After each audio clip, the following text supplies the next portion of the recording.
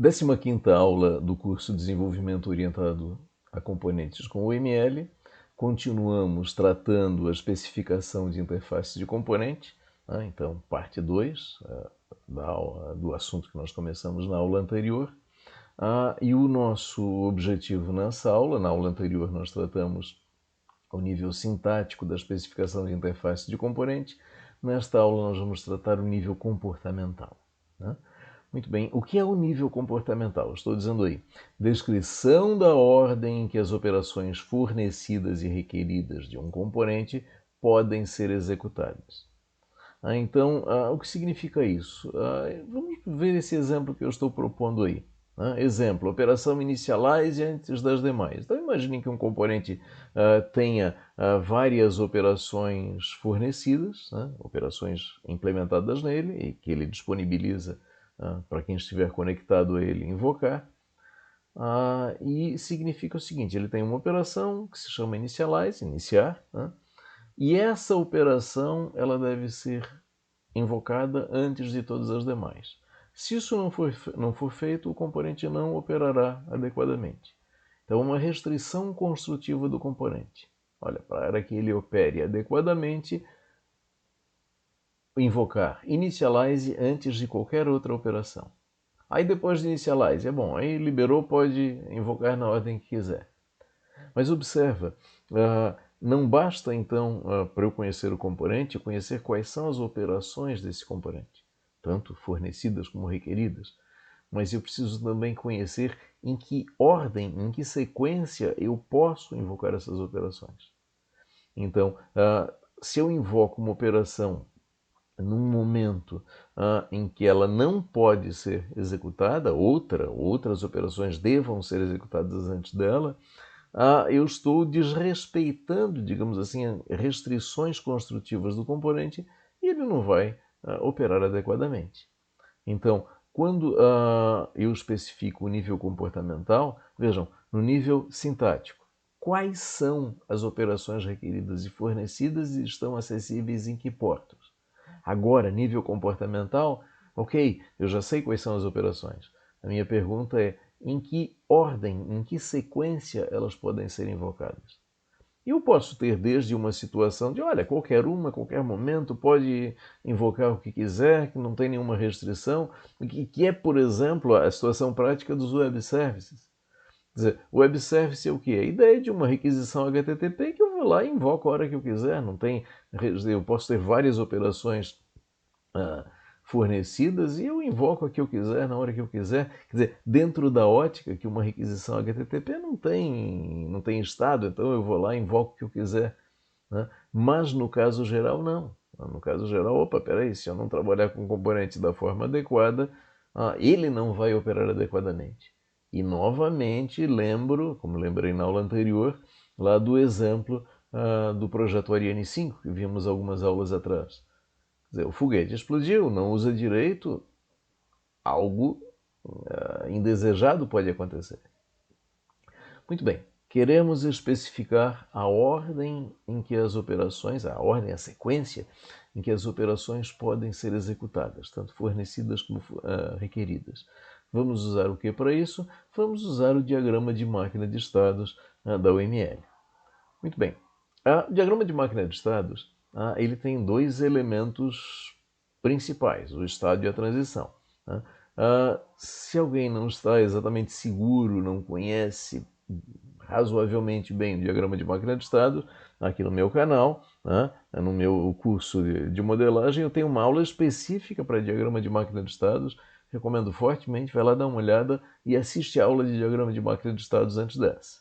Okay? Importante conhecer o diagrama de máquina de estados. Se bem que aqui nós não vamos explorar conceitos profundos. Ficaremos nos dois conceitos fundamentais que são o estado e a transição. Bom, a questão é, o estado, no diagrama, o estado de um diagrama de máquina de estados representa uma situação e uma transição representa a passagem de uma situação para outra, de um estado para outro. No nosso caso, nós queremos que o estado represente o quê? Então eu estou dizendo, olha,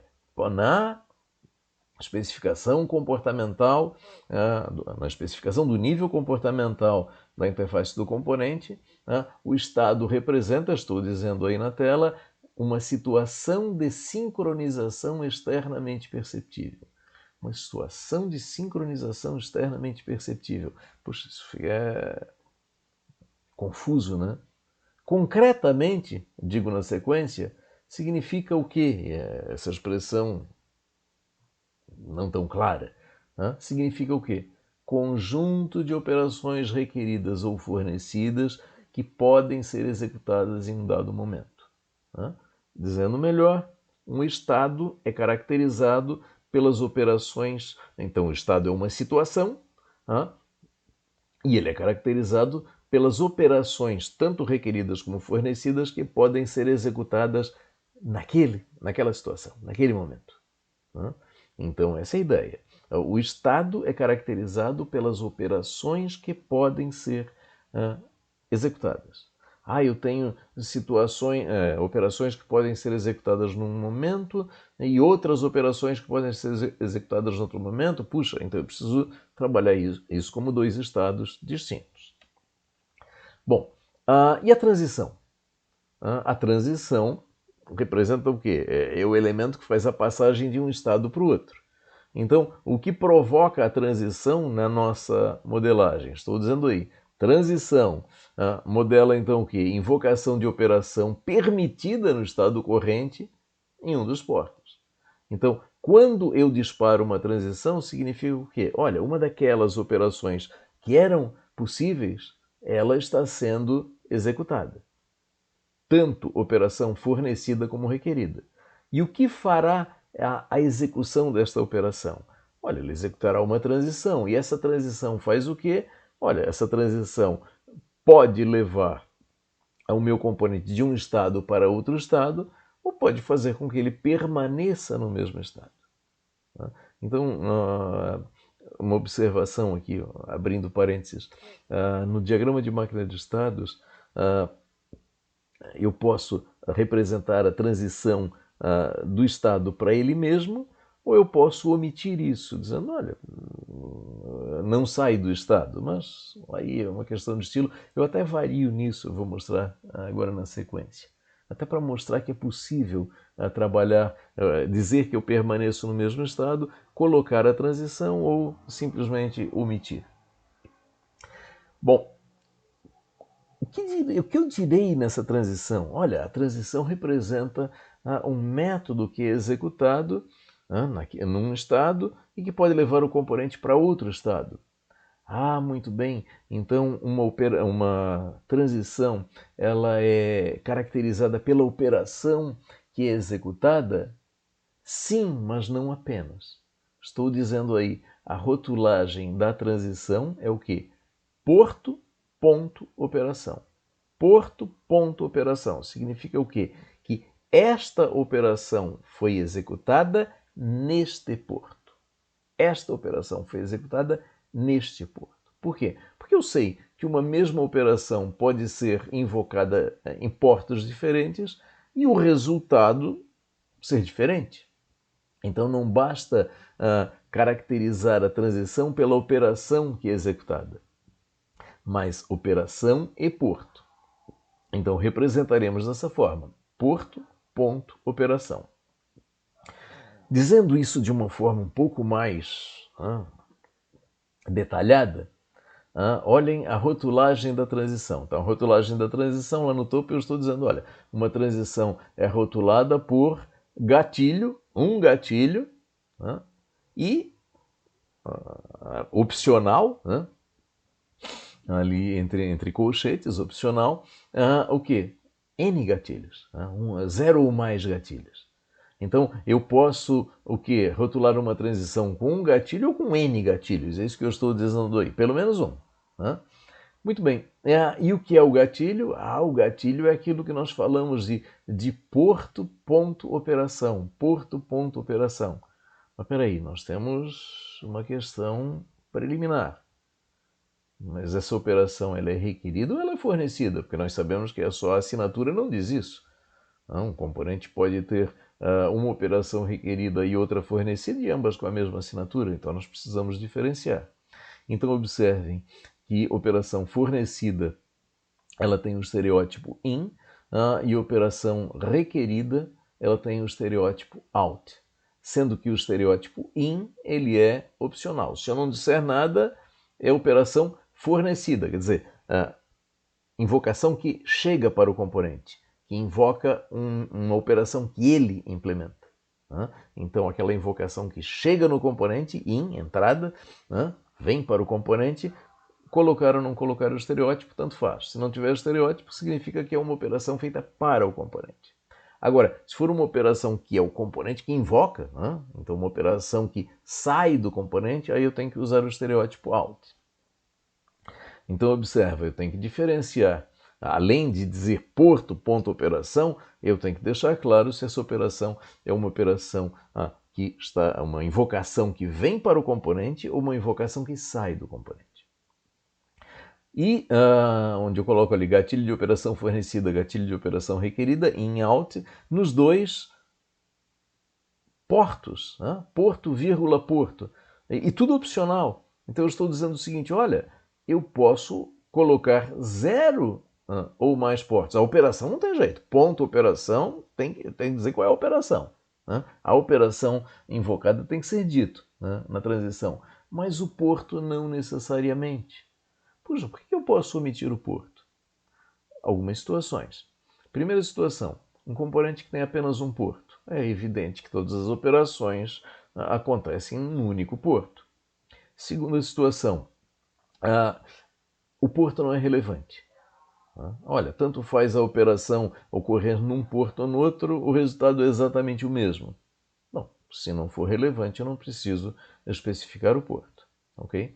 Agora, sendo relevante, eu tenho que especificar o porto ou portos. Então imaginem, por exemplo, que eu tenha uma operação que é invocada em 3 portos. Porto 1, porto 2, porto 3. Olha, se for invocada no porto 1 e no porto 2, o resultado é o mesmo. Mas se for invocada no porto 3, o resultado é outro.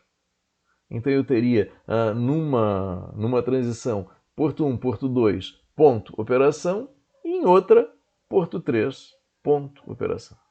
Ok? Então, vejam.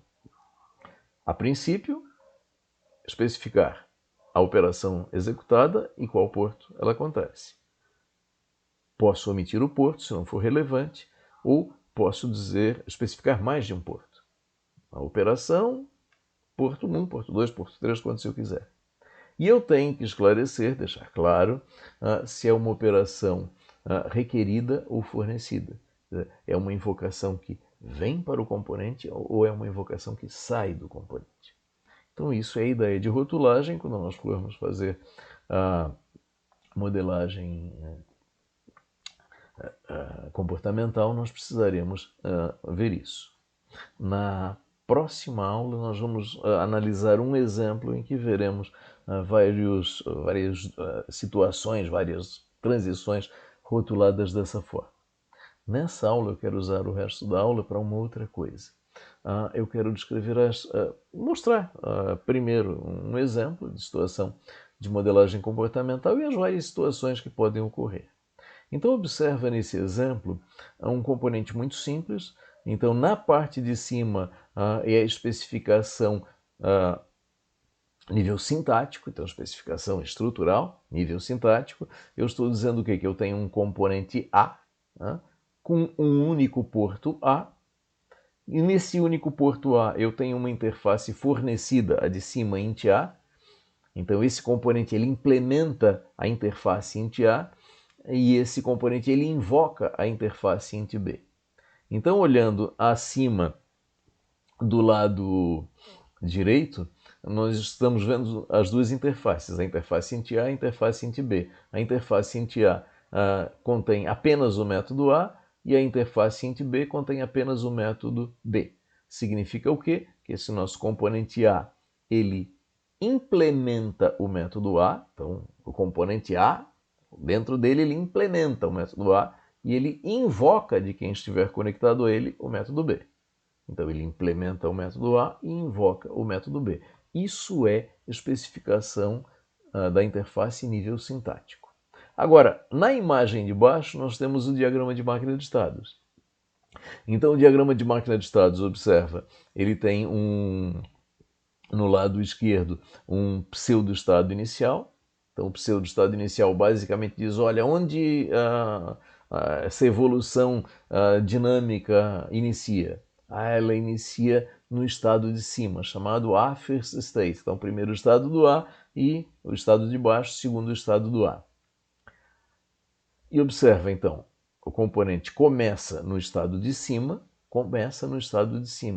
O que pode acontecer no estado de cima?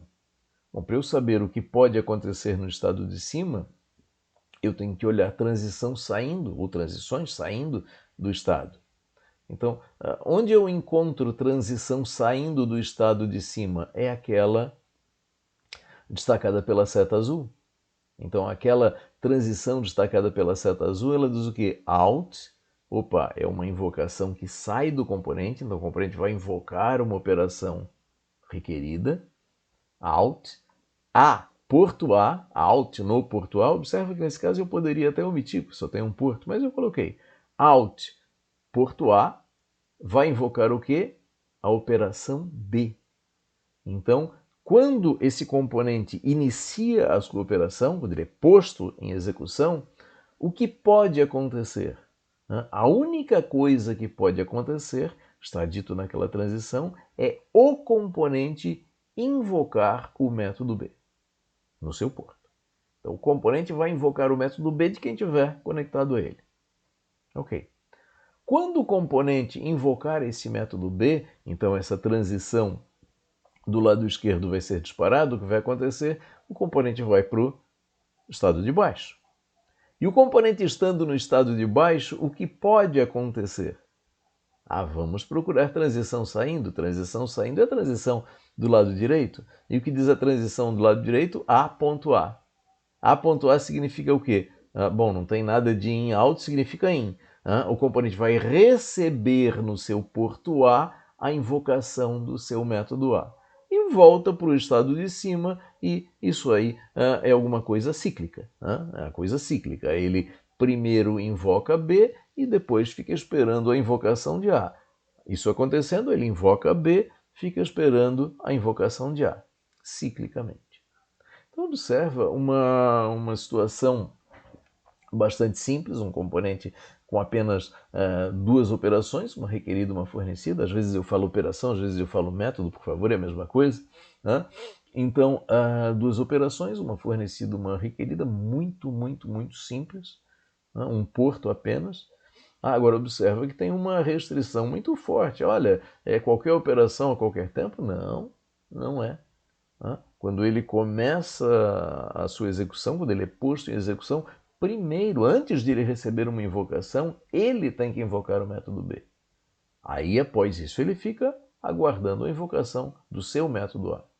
E em seguida ele vai invocar o método B de novo e esse ciclo se repete.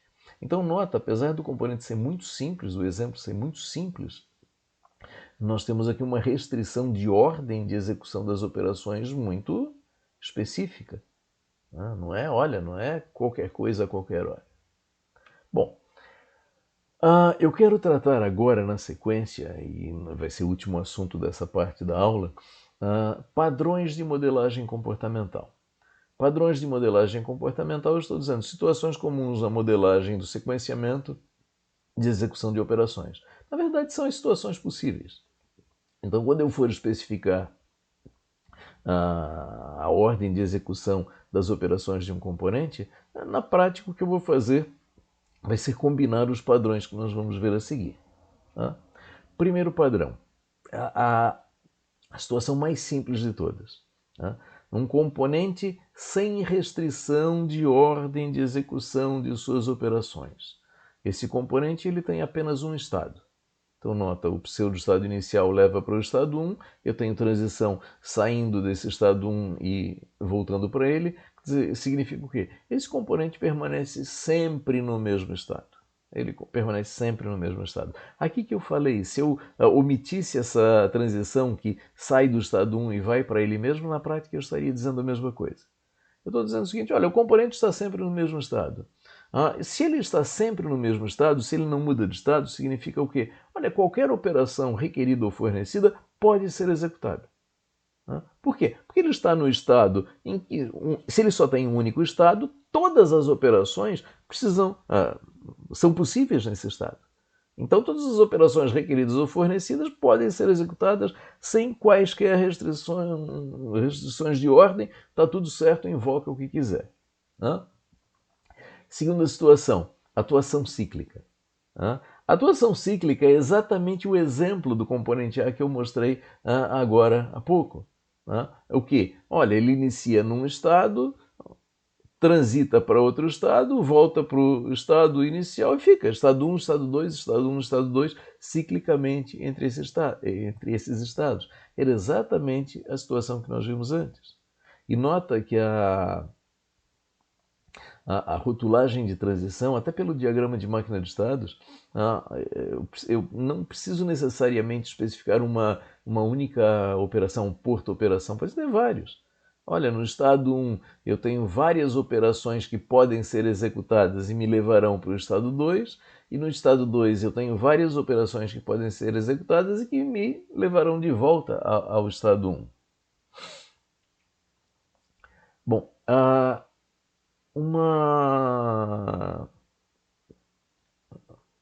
muito parecido com o anterior, só que um pouquinho de uma variação, digamos assim, da situação anterior. Que é a atuação cíclica, sim, atuação cíclica, porém sem voltar à situação inicial. Então a ideia de eu tenho um estado 1, o meu pseudo-estado inicial me leva para o estado 1. Nesse estado 1 eu tenho a execução de um método que me leva ao estado 2, e quando eu estou no estado 2 eu vou ficar transitando entre os estados 2 e 3, mas não volto mais para o estado 1. Isso aí poderia ser aquela situação do que eu falei lá no início dessa aula, de um hipotético método initialize. Olha, primeiro eu tenho que executar o método initialize, e aí depois tudo pode acontecer. Então imagine que estar no estado 1 significa, olha, aqui no estado 1 só pode executar o método initialize. Uma vez executado o método initialize, eu vou para o estado 2, e aí fico transitando entre os estados 2 e 3, onde os métodos todos, ou os demais, podem ser executados, alguns no estado 2, outros no estado 3. Situação linear, a ideia de sem volta. Eu estou no estado 1, passo para o estado 2 e do estado 2 eu não saio. Então a ideia do estado 2 é a ideia de que, olha, eu estou no estado inicial, naquele estado, no primeiro estado, melhor dizendo, eu estou no primeiro estado, do estado 1, e ali eu tenho uma restrição, tenho determinados métodos que podem ser executados ali. Uma vez ocorrida essa execução, eu passo para o estado 2 e permaneço no estado 2. Então, no estado 2, eu tenho os métodos que podem ser executados no estado 2. Não volto mais para o estado 1, permaneço daqui para frente no estado 2. Então, observa que aqui no estado 2, eu poderia ter representado com uma seta que sai do estado 2 e permanece nele mesmo, dizendo, olha, qualquer operação executada no estado 2 mantém o componente no estado 2. Então, aqui eu optei por não colocar. Atuação linear com interrupção de execução. Essa é parecida com a anterior, é uma variação da anterior, mas querendo deixar claro o seguinte, olha, pode ser que tenha um momento em que o componente não vai executar mais operação nenhuma. Então, quando eu coloco o estado final aí, então o estado final colocado, ele está dizendo o seguinte, olha, no estado final, o componente não executa mais operações, nem requeridas nem fornecidas. Então, a ideia do estado final nesse diagrama, o que eu quero representar com o estado final é o componente não opera mais. O componente é a ideia de um componente que deve atuar durante um certo tempo da execução do meu programa e a certa altura do campeonato ele faz o que tem que fazer e fica de fora, não atua mais. Ele deixa de atuar, tanto para fornecer operações como para requerer operações. Nota, não é mau funcionamento, é a ideia de um componente que ele não precisa atuar durante toda a operação do software. Era o caso, por exemplo, daquele componente problemático lá do projeto Ariane 5. Ele funcionaria desse jeito, ele atuaria no início, depois ele ficaria inoperante, ele era usado só para o foguete entrar em órbita. Entrou em órbita, deu, não precisaria mais dele. Né? Então é essa a ideia. O problema é que ele deu problema antes e o foguete explodiu. Né? Mas então é essa a ideia do estado final, é dizer, olha, o componente opera por um tempo e depois ele deixa de operar. Então é a ideia de uma atuação linear, só que a certa altura o componente fica inoperante e está tudo certo, ele foi projetado para operar desse jeito. Bom, atuação linear com repetição de execução. Nesse caso, é uma variação da atuação linear, só que quando eu vou para o primeiro estado, ali o estado 1, representado à esquerda, olha, eu começo no estado 1, executo alguma coisa, saio do estado 1 para não voltar mais. Eu estou dizendo o seguinte, olha, não, peraí, estando no estado 1, eu posso executar operações e permanecer no estado 1.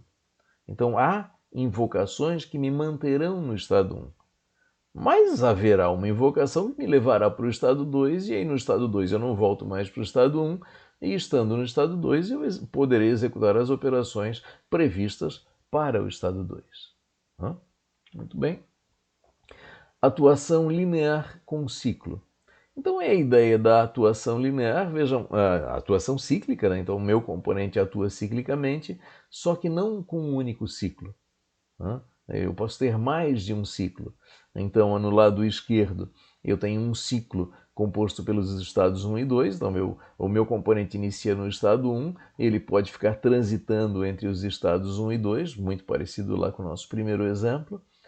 Só que, estando no estado 1, pode haver aquela transição que leva para o estado 3, e estando no estado 3, ele vai ficar ciclicamente entre os estados 3 e 4, não volta mais para o ciclo anterior. Okay? Então essa é a ideia. Então observa que esses padrões que nós colocamos são as situações possíveis. Então, na prática, são situações muito simples, tudo muito pequenininho, digamos assim. Agora, qual é a ideia da modelagem de um componente? A modelagem comportamental de um componente? Olha, ele tem várias operações, várias situações, e na prática vai ser o quê? É uma colagem desses vários padrões, dessas várias possibilidades. Ok? Na próxima aula, eu vou usar a próxima aula para tratar especificamente um exemplo. Então vamos ver um exemplo, o exemplo lá do nosso jogo da velha, de uma modelagem um pouco mais complexa, digamos assim, que junta essas possibilidades. Muito bem, então essa aula nós encerramos por aqui.